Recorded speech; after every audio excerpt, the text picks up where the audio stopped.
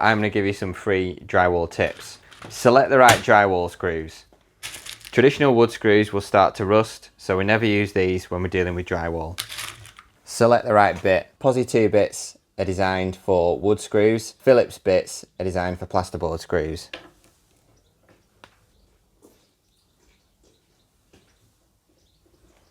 Use a good quality bit holder. If you get a bit holder with a good magnet, it makes plasterboarding a whole lot easier.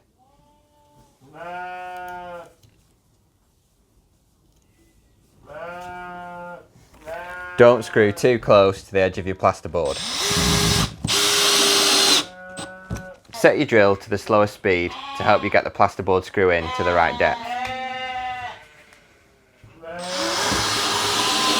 If you put your plasterboard screw in too deep, don't pull it out as this can damage the plasterboard. Simply use another plasterboard screw and place it 1 inch away.